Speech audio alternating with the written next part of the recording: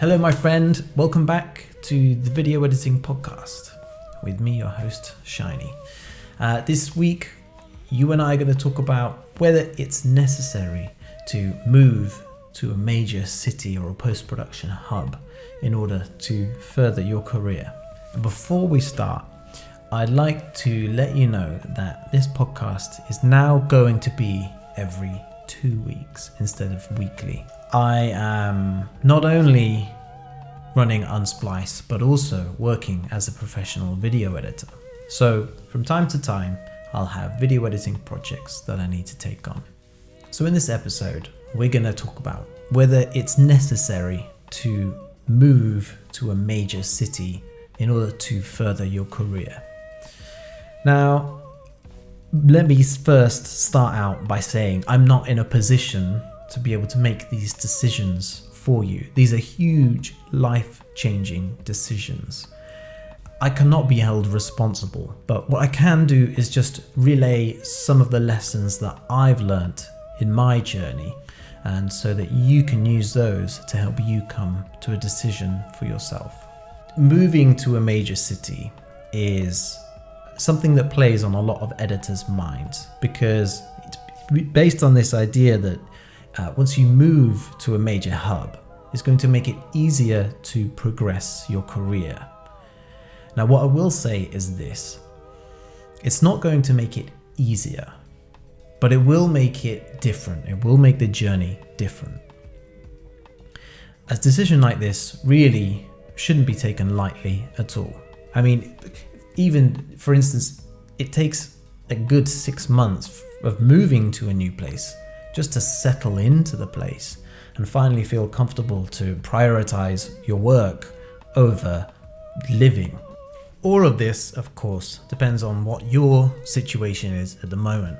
Do you have any financial obligations right now? Do you have any responsibilities to anybody? Do you have to look after a family? Do you have family that are looking after you? And do you have any physical ties to the local community? I've noticed that there tends to be sort of two moments in your career where you might be considering a move to a major city. The first one is when you're just starting out and you're looking for work. And the second one is when you might want to take a step up in your career and move to a major city in order to achieve that. So I've split this episode chronologically. First, we're going to talk about all the considerations when you are just starting out at the beginning of your journey. And then in the second half, we'll talk about all the considerations if you are later on in your editing journey.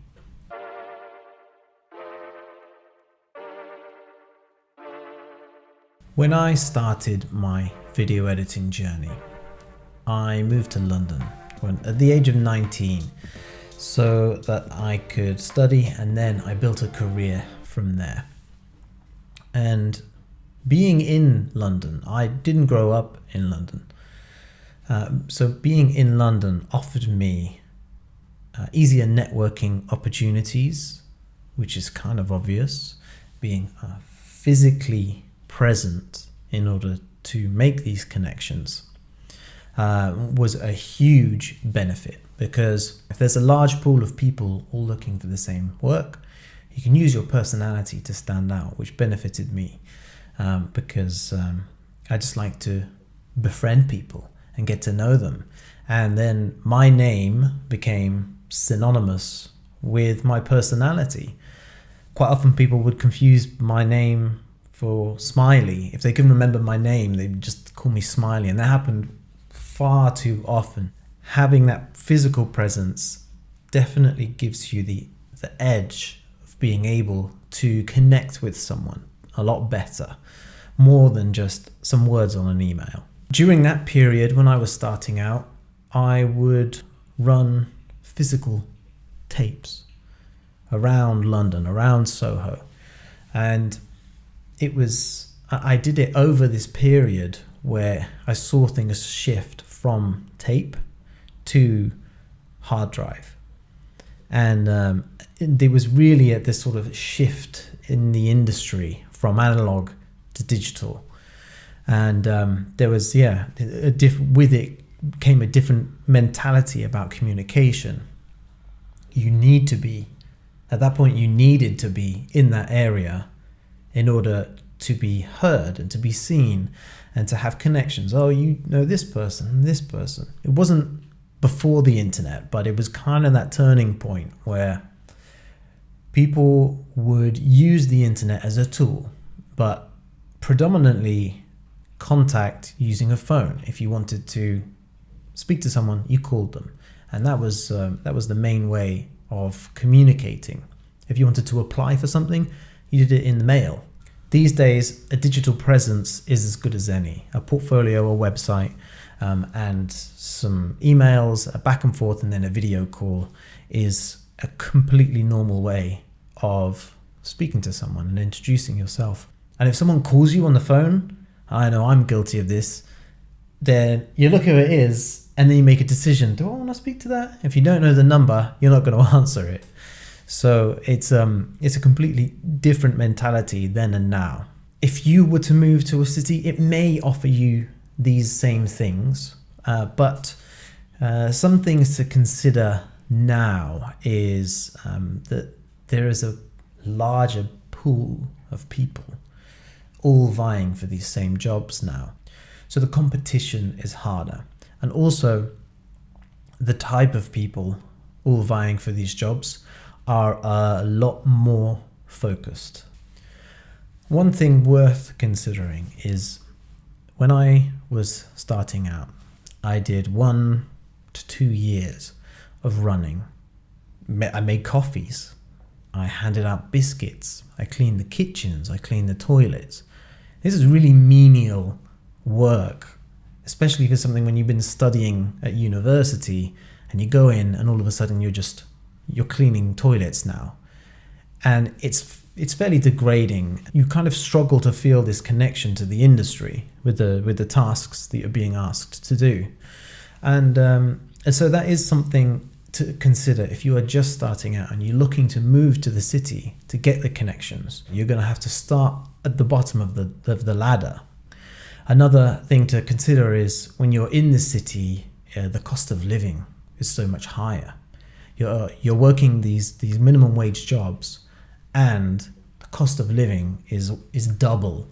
And of course, if you didn't move to the city or you weren't in the city, then you could spend that year, that 6 months, 1 year, 2 year, however long it takes, you could spend that time with a laser focus on your career. You could spend every single day, treat it like a full-time job as you would be, working your minimum wage menial job, cleaning dishes and toilets. You could use that time, work a part-time job so that you could survive and probably earn the same amount, and spend 8 hours a day just focusing on your career, pinpoint focus, networking, getting to know people in the industry, building a relationship with them remotely. You can pretty much launch a freelance career from anywhere at all. All you need is an internet connection.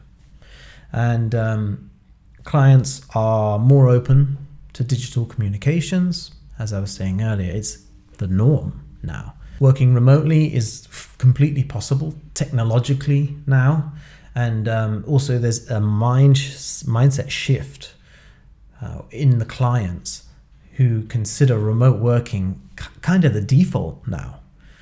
So you could take advantage of that now more than you could 15 years ago when I was starting out.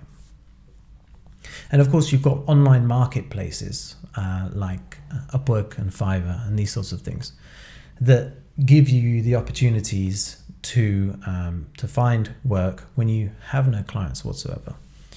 Of course, there are better ways to find your first clients, and sometimes these can be a bit of a race to the bottom, but they are there.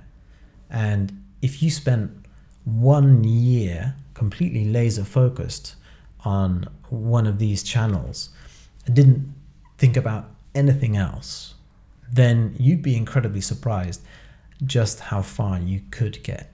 So in conclusion, if I were to start my career from scratch today, day one, and I was comfortable either living with family or I had a financial buffer to be able to do so, then I would try and just start remotely.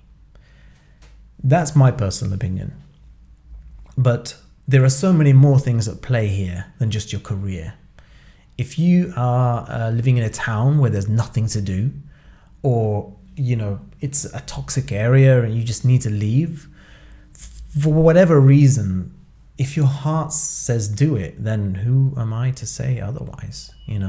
Life is about more than just your career. So I covered the beginner side, on how I feel about moving to a major city if you are just starting out your career. But what about if you've got several years under your belt and you feel like you're at a turning point in your career and you're considering a move to a major city? Well, first off, why would you consider these? Why is this a good idea? Well, the reasons why you might want to do this are because you just don't feel challenged currently in your current situation with all the clients that you have. You just don't feel like the work is particularly challenging. You may also feel like your goals, your career goals, have shifted, and that work is only available in the major hubs. And of course, quite simply, you might want more money. Now, this is a huge decision. This isn't something that you can just take lightly. So you really have to think about, what is your career goal? What do you want to achieve? What does success look like to you? A lot of editors seem to be tempted by what I like to call the Hollywood effect. Hollywood has this pull. It's this kind of glitz and glamour that once you move there, you'll have access to the best jobs and the best everything. And if you want to be known as a successful editor, then you have to move to Hollywood. But what is success, really? That is something that you need to sit down and really figure out. Because if success to you is just earning a certain amount of money, or being able to edit anywhere in the world as a digital nomad, then perhaps moving to a major hub isn't what you need, because you can find those things in working in freelance anywhere in the world, really. If your career goal is to work with a director that is based in Hollywood, then it would make sense to be near that person, to be able to network with them. If you only want to work with some of the studios that are based in the major hubs, then yeah, it makes sense that you'd have easier access to those jobs by being close to that hub. So you have to, before you make that decision, really sit down and hammer home, what is your career goal? What do you want? And what would you get from that move? The benefit of being in a major hub, of course, is easier networking, physical networking. That's a huge plus, and probably the main reason why you'd be in a major hub. You get access to higher paying jobs. Of course, with that comes higher cost of living, but you also get access to socializing events, which you may not have access to if you were outside of that hub. It's a lot easier to just pop down to a local bar where there's an event going and meet some filmmakers if you live locally than if you're a flight away. If this is on your mind about maybe moving to a major hub, I want to give you some things to consider. You need to think, will this city genuinely make you happy? It's all good that it might be beneficial for your career, but if the city itself is going to make you major depressed, then why? Why would you put yourself through that? For what reason Is your career more important than your sanity? Will the work that you find there bring you joy and make you feel fulfilled? If all you want to work on is charity-based documentaries for good causes, then really is there a necessity to move to a major hub? Why not make business trips every year instead? Set some time in your calendar, twice, 3 times, maybe 4 times a year. Head to that hub, spend a week there, spend 2 weeks there, however long you need. Connect with people, network physically, be present, show yourself there.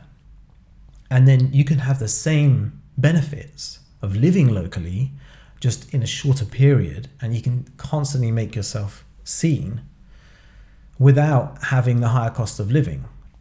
Of course, if you have worked in a major hub, after several years, you can take your connections with you wherever you go and work remotely. So once you are well connected and you have these connections, you don't have to remain in that high cost of living media hub. You then have the opportunity to leave and come back to visit whenever you need to for events, etc. And of course, when you are remote, you have the benefits of freedom, complete freedom, freedom over your time, freedom of location. And for some, myself included, that's something more valuable than money. That's what I've achieved. And so I'm living in Portugal now, but all of my clients are based in the UK. That's where I spent my years networking, and that's where my hub of collaborators are. You do you, enjoy it, plan well, and if you've got a financial buffer when you get there, then whatever happens, you're probably gonna enjoy yourself. If you regret it, you can come back. No big deal. No judgment here. If you have a burning question that you'd like to have answered on the podcast, then I can do that for you. All you have to do is head to unsplice.com/ask, ASK, and you can submit your question there, and I can get you onto the podcast and we can talk about how you can become better at whatever it is that you are struggling with at the moment. It could be career related, or it could be to do with video editing art itself. unsplice.com/ask, ASK. Now, before I wrap up this podcast, I just wanted to let you know that the podcast is actually going to be every 2 weeks now. It's going to be fortnightly because it's such a huge time commitment that, along with everything else that's going on with Unsplice and editing as well, I'm not able to commit as much time to the podcast as I would have hoped. Unsplice is still in the younger stages of its life. So if you're looking for ways to support Unsplice, why not look at some of the training that's available on the website? The more of you that do this, and the sooner we can progress, then the more time and energy I am able to commit to this content and to delivering you training to help you become the better editor. If you need anything at all in the future, just please reach out. I'm always here, and I look forward to hearing from you. Thank you so much. See you soon. Bye.